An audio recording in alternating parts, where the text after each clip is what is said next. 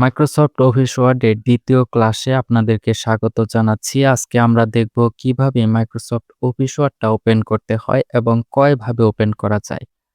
এটা মূলত কয়েকভাবে ওপেন করা যায়, প্রত্যেকটাই আমি আজকে আপনাদেরকে দেখিয়ে দিব। এটা ওপেন করার জন্য আপনি প্রথমে যে কাজটা করবেন তা হচ্ছে স্টার্ট মেনুতে চলে যাবেন। এখানে যাওয়ার পর মাউসের লেফট বাটন একটা ক্লিক করার পর এরকম অপশন চলে আসবে। আপনার কম্পিউটারে যত সফটওয়্যার ইনস্টল করা আছে সবগুলাই এখানে দেখতে পারবেন। এখান থেকে আপনার মাইক্রোসফট অফিস ওয়ার্ডটা খুঁজে বের করবেন। আমি খুঁজতে একদম নিচে চলে গেলাম। এখানে দেখেন ওয়ার্ড নামের একটা অপশন আছে। এটাই হচ্ছে আমার মাইক্রোসফট অফিস ওয়ার্ড সফটওয়্যারটি। এখানে মাউসের একটা লেফট বাটন ক্লিক করলেই এটা অন হয়ে যাবে। দেখেন সফটওয়্যারটা ওপেন হয়ে গেল। এখান থেকে আমি নিউতে ক্লিক করব। তারপর এখান থেকে ব্ল্যাঙ্ক ডকুমেন্টে ক্লিক করব। তারপর সফটওয়্যারটা ইন্টারফেস সহ এরকমভাবে ওপেন হবে। এখানে দেখেন আমাদের একটা পেজ দেখাচ্ছে, যে পেজে আমরা কাজ করব। এভাবে আপনি আপনার সফটওয়্যারটা ওপেন করতে পারবেন। তো আরেকভাবে ওপেন করতে পারবেন, সেটা হচ্ছে আপনার কিবোর্ডের উইন্ডোজ বাটন এবং আর একসাথে প্রেস করলে এরকম একটা উইন্ডো দেখতে পারবেন। এখানে আপনার টাইপ করতে হবে ওয়ার্ড। এটা লেখার পর আপনি এখান থেকে ওকেতে প্রেস করবেন, অথবা কিবোর্ড থেকে এন্টার প্রেস করলে আপনার সফটওয়্যারটা ওপেন হয়ে যাবে।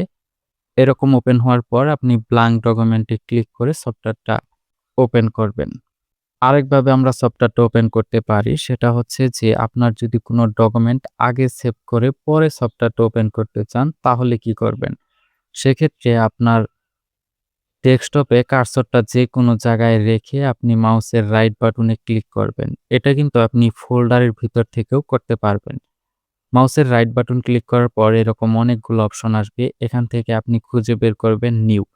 নিউতে কার্সরটা রাখার পর অনেকগুলা অপশন চলে আসবে। তারপর আপনি এখান থেকে চলে যাবেন মাইক্রোসফট ওয়ার্ড ডকুমেন্ট। এটা খুঁজে বের করবেন কোথায় আছে। এখানে মাউসের লেফট বাটন একটা ক্লিক করলে আপনার এরকম একটা ডকুমেন্ট আসবে। তো এই ডকুমেন্টে আপনি কি নামে সেভ করবেন সেই নামটা এখানে দিবেন। তো আমি এখানে কোনো নাম দিচ্ছি না। আপনারা চাইলে এখানে যেকোনো নাম দিয়ে এন্টার করে দিবেন।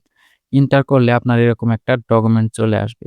তারপর আপনি এই ডকুমেন্টে ডাবল ক্লিক করলেই কিন্তু সফটওয়্যারটা ওপেন হয়ে যাবে।